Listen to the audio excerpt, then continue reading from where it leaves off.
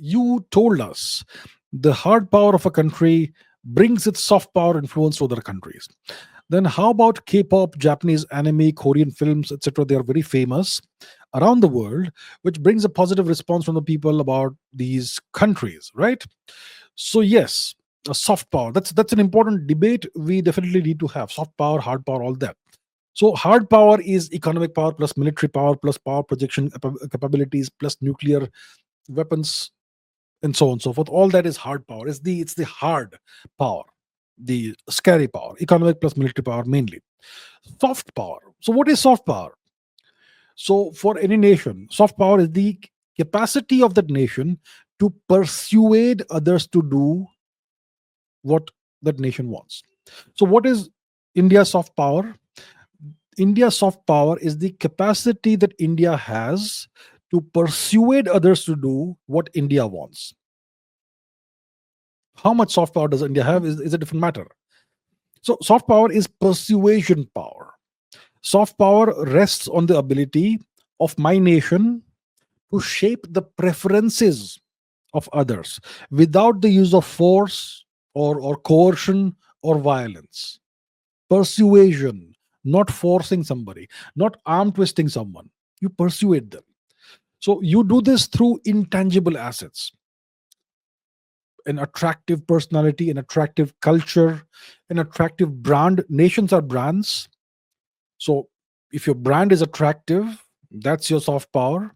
So all of that, then your political values, your political ideology, your culture, your civilizational values, your institutions, and your policies, which are seen as legitimate and having moral authority. So all of that is soft power. And legitimacy and moral authority is central to soft power. Okay. So you can have an attractive brand, but if you lack legitimacy and moral authority, then you have no soft power. Okay. Um, so when a nation is able to sincerely attract and convince other nations using its values and set of practices, then your nation is considered to have an effective soft power. Now let's take the example of K-pop. What is what is South Korea's image? South Korea's image is predicated largely on K-pop and skincare routines and Instagram influences and all that. It's good branding, sure. It's attractive branding. But does it give Korea moral authority? Does it give Korea legitimacy? It doesn't, right? Having an attractive, glossy, glamorous image is not enough. You also need to be seen as having moral authority and having legitimacy and moral legitimacy, right? When it comes to Korean films and all that. So that's just half of the job done. You also need to be you need to also have the other half. So when India, if you look at India's culture, India's civilizational values give it a tremendous amount of moral authority and moral legitimacy.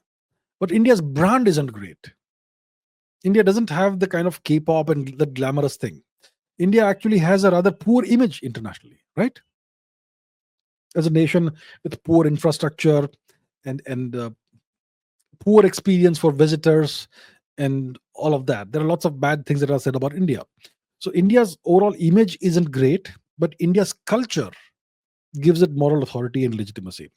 Of course, India's if you look at the modern secular socialist state of India, then the policies we follow are not grounded in Indian culture anymore. But still, Indian culture is so old and ancient that it gives us a certain amount of legitimacy and moral authority. So, so that's the difference between the brand value of Korea and India, or Japanese anime versus India. Japan is a different matter. Korea is a different matter. But overall, what I have said is that your soft power is useless unless you have hard power. The more hard power you have, the more your soft power can become efficacious and useful.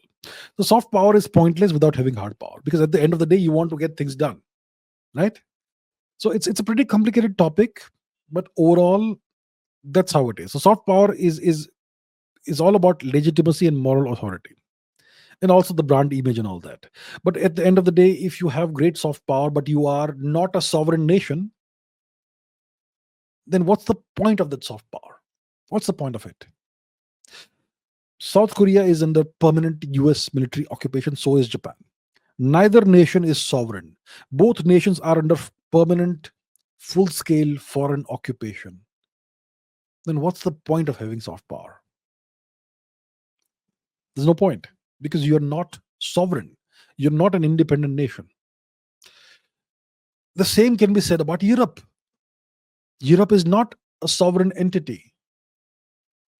The European Union, none of the European Union nations is a sovereign entity. They don't have any control over their currency. They don't have any control over their borders. They don't have any control over the laws they can pass or repeal. They don't have any control over the policies. They don't have any control in the case of NATO nations. They don't have any control of their own militaries. Where's the sovereignty? So you may have a great image and a great brand, but you have no sovereignty, then your soft power is zero essentially, despite seemingly being great. So it's a complicated topic, but you got to understand how it really works.